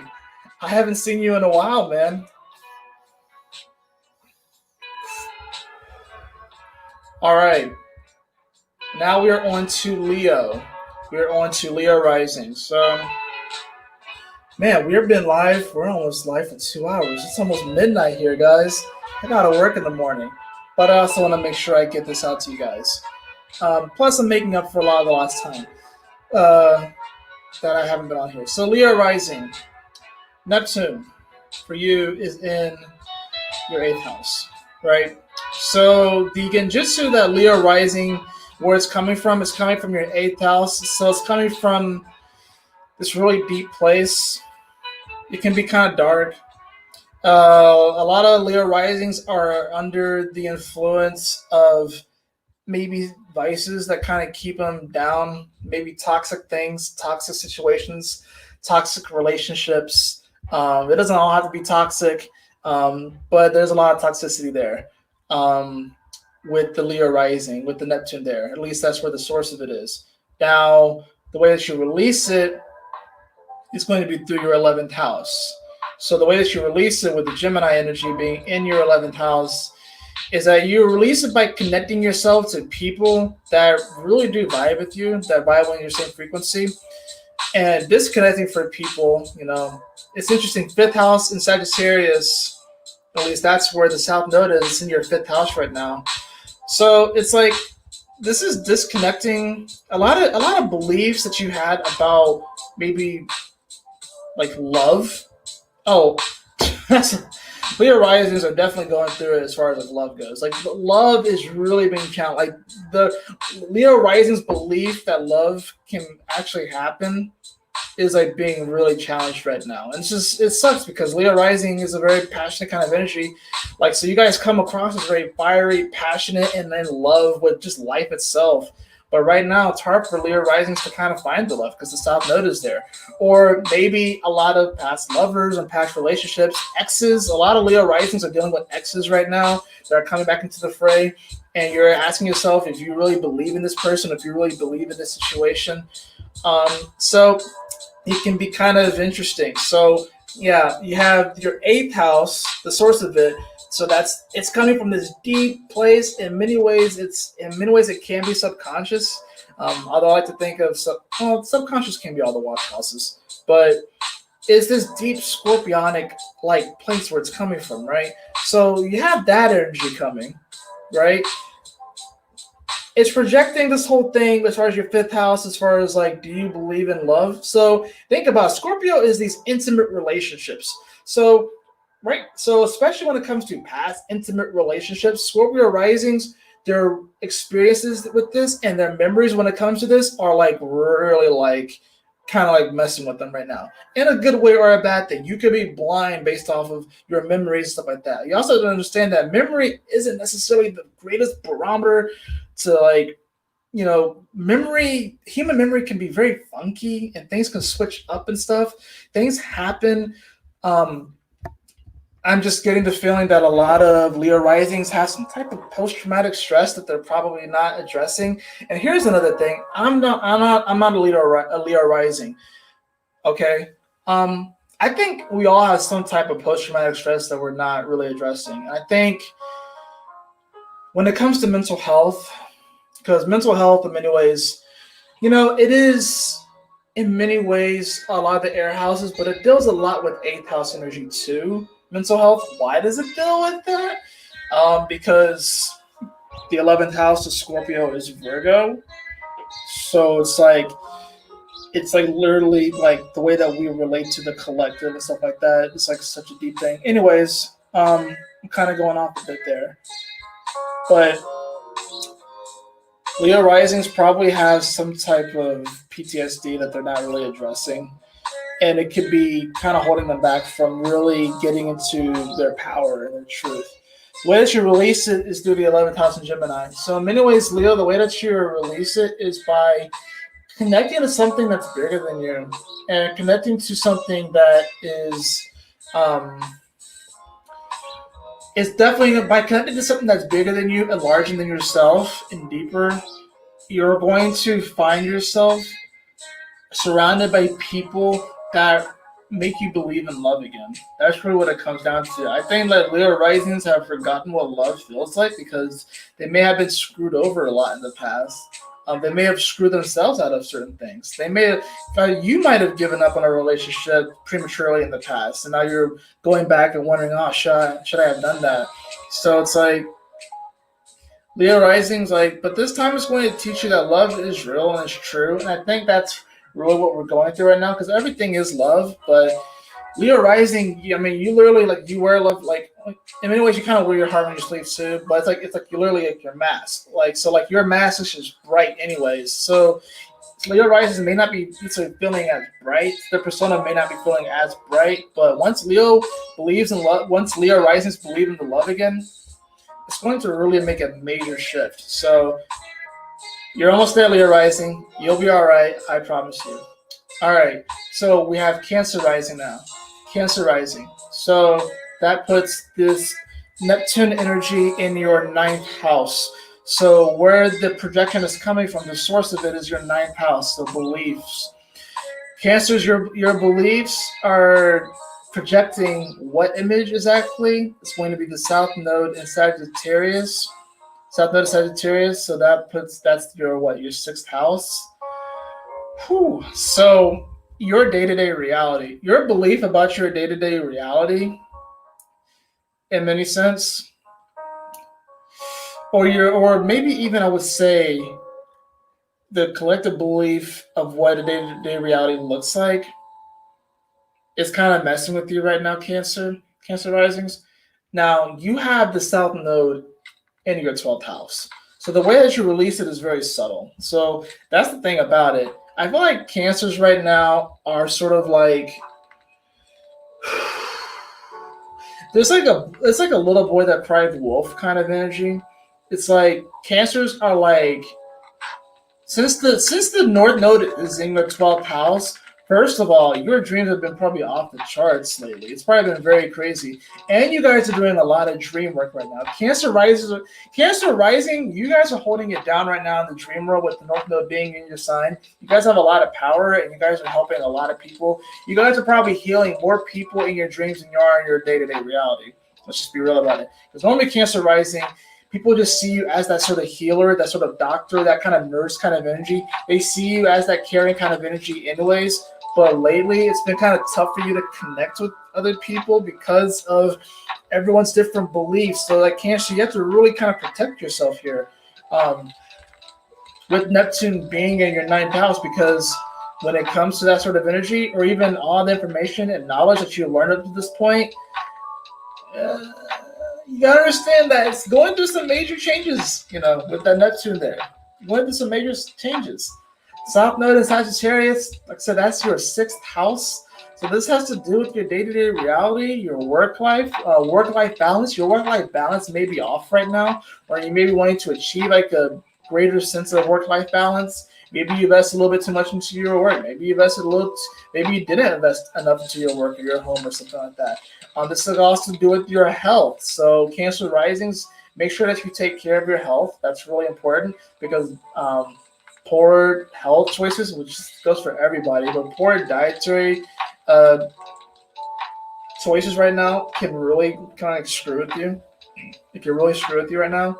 So, but that 12th house energy with the North Node there, it makes it very subtle. For you guys, it's even more subtle. The North Node was just in your sign, but it makes it even more subtle. Which the North Node is usually a more subtle energy. It doesn't necessarily manifest itself as much physically until it gets into the first, 15 degrees or so of the sign.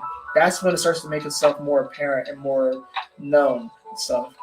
So, Cancer rising, you're kind of going through it, but the way that you release it is by getting more in touch with your spiritual nature. So, Cancer rising, some of you guys may want to start some type of, honestly, y'all should just have an affirmation journal. I think Cancer rising, if you had like an affirmation journal, that would be super powerful because you're literally taking Gemini energy and you're like writing, because automatic writing, and just like affirm, what you want to bring into your reality, or even just keeping a diary. That's even better because the sixth house is sort of like your day-to-day reality. So Cancer risings, y'all should keep a diary right now. I think by keeping a diary right now, it's going to allow you to process this energy better. You're going to be able to sort out your emotions and sort out where you really stand on things, and it'll help you to really move forward in a more powerful way. That's Cancer rising, Neptune in the ninth house. All right, let's get to Gemini risings. Ha ha ha.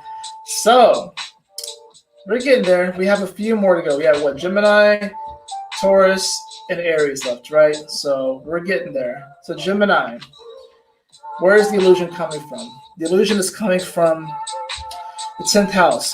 Gemini rising, the illusion is coming from your workplace and your job. Okay, so there could be people in your work life, or maybe even maybe there's like a career that you want. So maybe you always wanted to be an actor or something like that. And it's literally casting this image, right? Bright lights, whatever like that. The bright lights, the South Node in Sagittarius for you, which is your opposing sign. So here's the thing about it.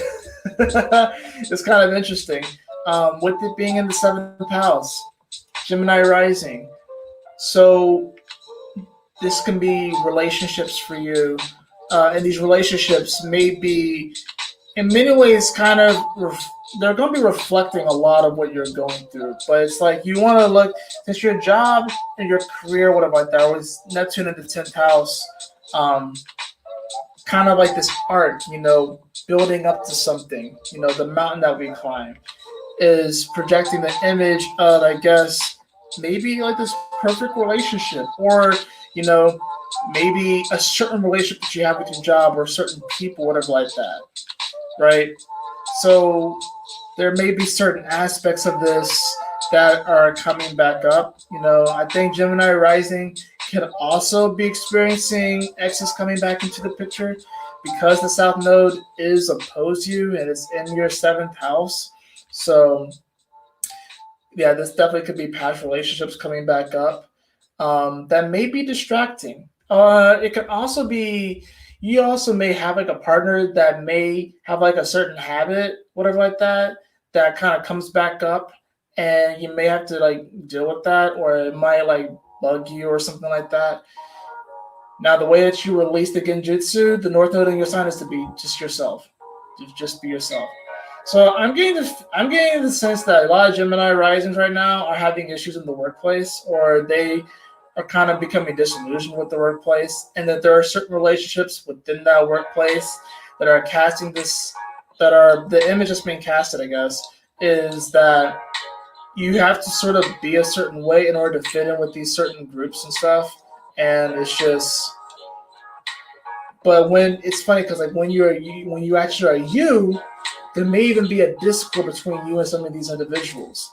So I feel like Gemini rising, you really want to pay attention to the people that you have relationships with, especially people that you work with, because it's going to be really telling. And you have to listen to your heart. You have to really be you. You have to ask yourself, when you are really you unapologetically and stuff like that, who in that space is really on your side and really accepts you for who you are and stuff. So you really want to ask yourself that, Gemini Rising. Um, the way that you release it is by being you, by getting to yourself. So this is actually Gemini. You probably should take yourself out on a date. Honestly, Gemini Rising, take yourself out on a date. Or if you don't want to go out, do something nice for yourself. Like, because here's the thing. Like, here's the thing. You really, Gemini Rising, when you take care of yourself, when you nurse yourself, even like whether you're like hurting or not, when you nurse yourself, your sense of self-worth goes up. So Gemini Rising, treat yourself, okay? Get some chocolates for yourself, okay? Buy a nice gift for yourself, all right? Get a bath bomb, get some wine, chill out. Or if you don't like wine, roll up something, and treat yourself to a nice evening. Because Gemini Rising, first of all, you work so damn hard, probably Gemini Rising, and people in your workplace may not necessarily see it, but other people may see it, or maybe the wrong people are working for are seeing it or aren't seeing it, whatever like that. Who knows? Who knows? But you deserve to treat yourself, okay? Gemini Rising, a day of self-care. That's what you need, okay? Cancer Risings, y'all need to just be journaling every day about your day. Gemini Rising, a day of self-care. Treat yourself nice, right? Get some chocolate-covered strawberries, okay? Taurus.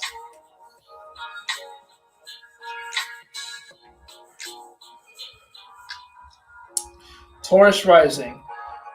Neptune, for you, is in your 11th house.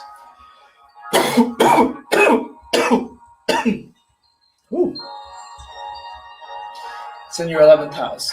So Taurus Rising is literally being projected on by the collective. The subconscious of the collective, literally. And with the South Node being in Sagittarius, for you, so that puts that's what, your 8th house, right? So, it's deep with the Taurus Rising. So, y'all are usually seen as a pretty sturdy folk, really just kind of solid in who you are and stuff.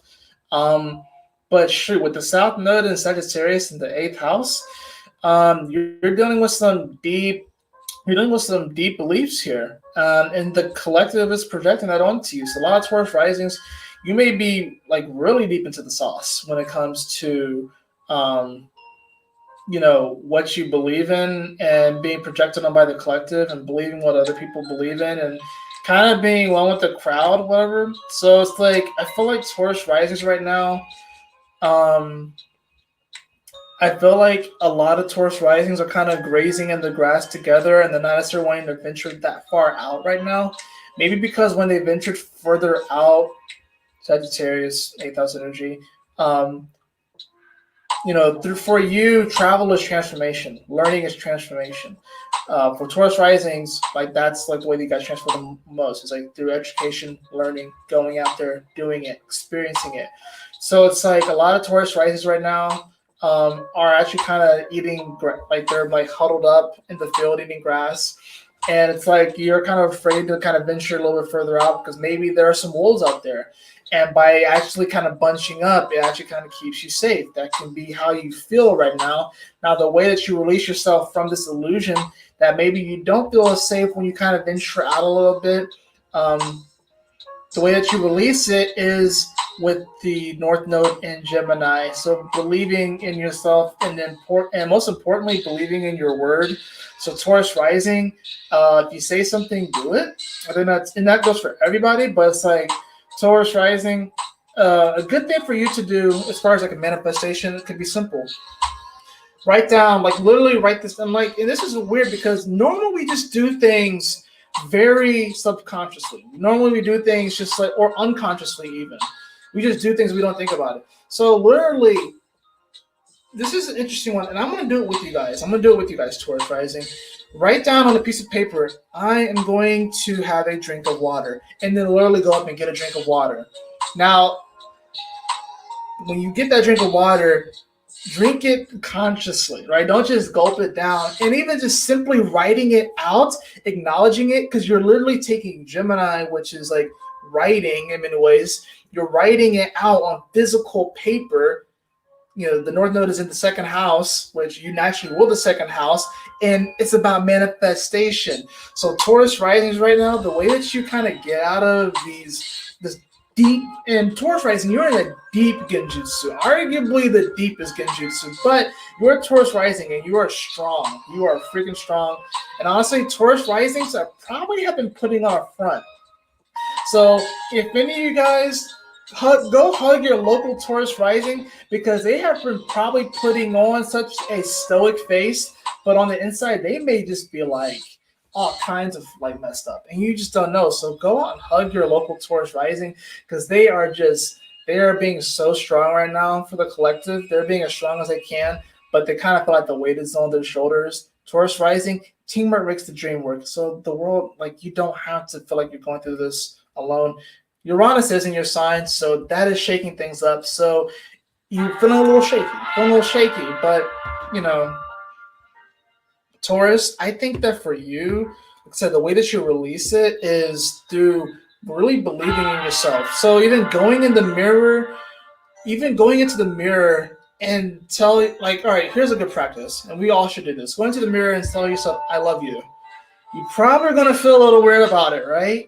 But think about it. Gemini is like literally the twins at mirroring, and then you're speaking, and then you literally are doing the physical action of looking into a mirror and saying, I love you, which should be self-affirming and should increase your self-worth and self-value. But a lot of times we feel a bit of a discord. So doing practices like that, Taurus rising, is going to get you out of this deep Genjitsu that you're in. It's almost like you have to tell yourself, it's almost like if you're stuck in an illusion, you have to almost be like, okay, I'm stuck in an illusion. This is a Genjitsu. This is not real. So it's like, this is in many ways what a lot of times I have to go through, especially if I'm having like really bad anxiety. I have to tell myself this will pass. I have to talk to myself. So Taurus rising, talk to yourself. Talk to yourself. Seriously. You will be surprised, I'm telling you, when you talk to yourself more, you learn so much more about yourself. Taurus rising. Aries rising. See, we're almost done. Aries rising. Neptune for you is in the 12th house, which means that this Genjitsu that is being placed in you is coming from the spirit realm.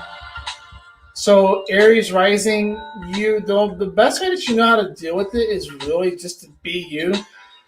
You're kind of just going for it anyways, and just being the warrior and just going into battle. The North Node is in your 3rd house, so this has to do with being the magi, getting out to your local community and stuff like that. Really connecting more with your local community. Connecting with that part of yourself, and just also being simply curious, because the South Node of Sagittarius is in your 9th house. So being actually curious about other walks of life and other beliefs and other people have to go through.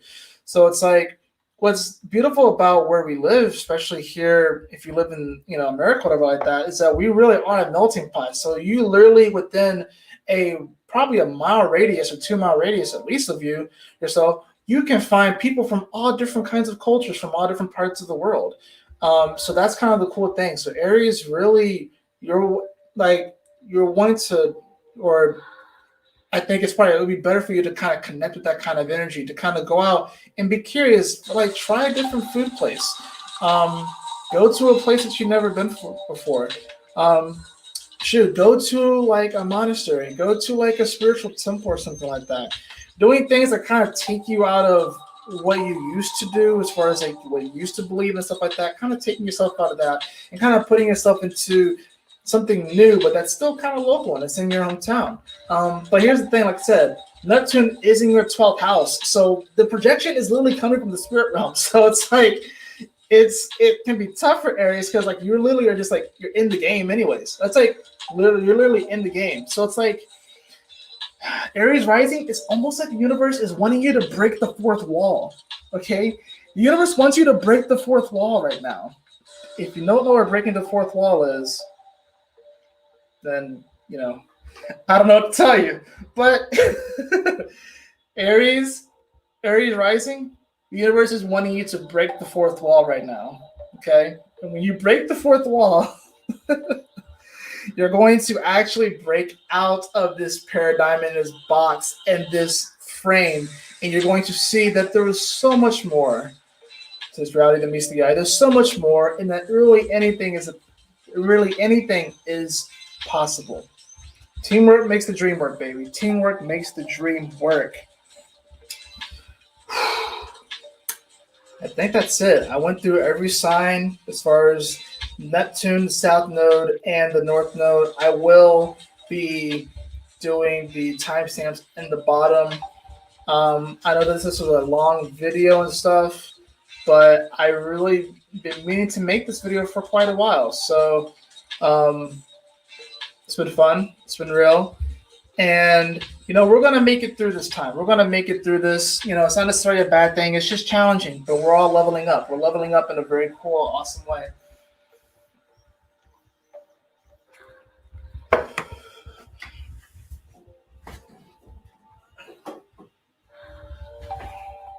I just grabbed a random deck, and I grabbed the color deck. So I think it's kind of interesting that I grabbed the color deck. But I just figured I'd go ahead and draw a card for everybody, you know, just to end it off. But I hope that you all enjoyed this video. I hope that you guys got something out of this. And you probably should watch for all the signs anyways. But you especially want to watch your rising sign. Okay, that's probably the most important one with this one, because it kind of shows where this is coming at for you, the predominant angle anyways. So let me get this going. So the card that we have for everybody is, we have, I don't pull this card that often, but I pulled the card of brilliance. Discover your sparkle. It's a beautiful waterfall in the background. Not only is this card very healing, because I'm just imagining sitting under a waterfall, and just like the water as it just careens onto you, it just like washing that all away. This is a very healing kind of energy, and discovering your sparkle, washing away the impurities to discover like your sparkle. And here's the thing though, even those impurities and even those parts, they are still a part of us. They're still a part of our journey and our experience. But beloved, discover your sparkle, because you are so beautiful, and there is so much more to you than you are giving yourself credit for, beloved. There's so much more to you than you're giving yourself credit for. Bottom of the deck is Amber. Awaken your creativity. Awaken your creativity. Guys, we got to get more creative. There's so much more. There's so much more possibilities. There's so much more potential to each and every one of us. You know, we really can, you know, come together and create a better world. We really can. When this collective Genjitsu, you know, said the strength of it is going to begin to wane in February as the North Node gets into, you know, as the North Node and the South Node shift into like the first 10 or so degrees of their signs respectively. Although I would really like to say that the Genjitsu doesn't really technically end until Neptune goes into Aries, but anyways, the spell will begin to weaken anyways by that point. So we are coming into the age of clarity, and we're coming into the age of, I said it earlier, disclosure, you know, transparency. That's the thing. We're coming to the age of transparency and disclosure. So, you know, things are going to be kind of intense, you know, but, you know, it is through this time that we're going to discover who we truly are. We're going to discover our spark. We're going to discover what quintessentially it makes us us. And it's a very beautiful thing. And I'm part of it, and you're a part of it. And it can be really scary at times. I get it too. Like, it's like I've had some moments even during this broadcast where I've actually had some anxiety come up. And you probably didn't even know too. You probably had no idea. I probably hit it very well, but it's just a part of what I'm experiencing right now. But I'm working through it. I'm healing, and we probably all have some type of anxiety or PTSD or depression or something that we're dealing with right now. And we might not necessarily want to call it that, or it might be the first time we ever like felt this anxious or something like that before. And it's okay. We're shedding. We're shedding so much right now, and we're becoming more pure. Our consciousness is truly raising. The awareness is truly raising. So it's a process, this whole detox, but we'll make it through. We really will. And you know what? Sometimes being under the influence of a genjutsu is not necessarily a bad thing, because especially if the genjutsu is giving you an image that kind of inspires and motivates you and stuff. Now, whether we think that whatever we pursue has to look exactly that way, that's what we'll have to deal with. But you can certainly be inspired by something that appears to be a fantasy, but it may lead you to do some pretty awesome things. And you may, in turn, inspire people that go on to help other people. It can be like that. Just like you may watch a movie. A movie is a genjutsu. It's a fantasy that's being projected onto you, right? You're getting wrapped up in a world. Like a really good movie gets you really wrapped up in the world, and it's hard to almost distinguish yourself. It's hard to distinguish what's real and what's not. If you get really wrapped up into a movie, especially when you go to the theater, there may be people around you and stuff, but it's like you get so wrapped up into it. But a good movie, like a really good movie that really like inspires you and motivates you, it can really be healing too. So it's like the genjutsu isn't necessarily a bad thing. We just have to, we have to ask ourselves what it is, what it looks like, do our best to acknowledge it, and to be honest with ourselves about whatever illusions or fantasies that we may be up under, whatever influences that we may be in the current of, But all that exists at this moment, that's for sure. I know that. And it's a pretty powerful moment. Anyways, I love you all so much. Y'all take care. Stay blessed. I really hope that this video helps. And I will see you all in the next video.